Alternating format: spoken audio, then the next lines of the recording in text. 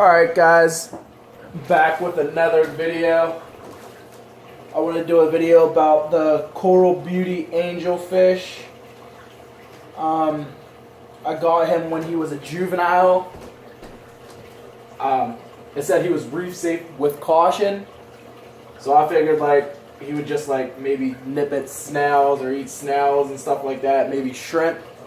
But I just caught him the other day nipping at my Duncan coral. He like ripped the whole, he wasn't even nipping at it, he actually ripped the whole strand, a little arm off of it, tentacle, whatever you want to call it.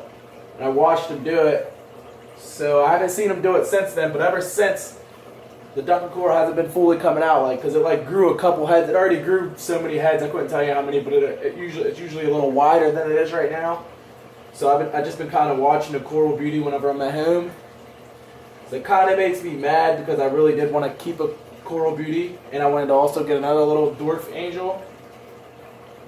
So now I'm not exactly sure what I'm going to do. I guess I'm going to give it a couple weeks. But I am going to get some corals here within the next couple weeks, so I do want to know if I'm going to keep them before I do that. Because if I do go get those corals, and he is still nipping at my coral, I'll definitely take him out of here and take him back to the pet store. It sucks because I quarantined him for 2 weeks, treated him, cured him of whatever white patch he had around his mouth. I cured it with Prosy Pro. So I wonder if you guys have any suggestions of dwarf angelfish that you kept that were pretty good with the corals or not. Maybe it's just because he's a juvenile, because I know other people that have a coral beauty inside their reef tank and he leaves the corals alone. So I'm thinking it's because he's a juvenile. Maybe he'll grow out of it, but I don't want to risk all that money of buying all these corals and then killing my corals. But I only seen him do it once, but I mean, he ripped the whole arm off, so that ain't good. Also, this burgundy sea star I got, he's kind of difficult to deal with. You got to hand feed it, and whenever I go to hand feed it, the fish pretty much take the food. It doesn't really latch onto the food really good, so the fish just kind of take it, especially the wrasse, because he eats krill, and the wrasse just like kind of rips the krill. Like, he rams into it, takes the krill. He leaves the starfish alone unless I'm feeding it. So I fed it this morning with all the lights out. All the fish are sleeping still. And he tried to grab a piece, but still kind of let it go. It's hard to hand feed him. So I don't know if he's going to last. I don't know if I'm going to take him back. But yeah, he's kind of difficult. That's why I don't really like to deal with starfish.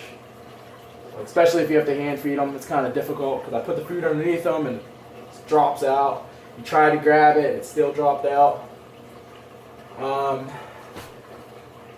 The gold nugget, I'll be releasing him within the week. I'll be letting him out, see how that goes. I really don't want to stress the tank out too much, but there is a couple more fish I do want to add. I want some schooling fish. I think I'm gonna do the yellowtail damsels. Let me know if that's a good fish to get. I mean, I heard some bad reviews about them being really aggressive, but if I get 3 of them that are already in a school, I think that'll do pretty good. I'm not sure. I just want to add more color and some more swimmers around my tank. I have 3 more wrasses that I still have not added yet. So we'll see how that goes whenever I put them in here. And guys, that's all. I just wanted to give you a quick update on that coral beauty. Just please give me any suggestions or anything you know about it. If you know anybody that had one that did the same thing. Hey, thanks for watching, guys.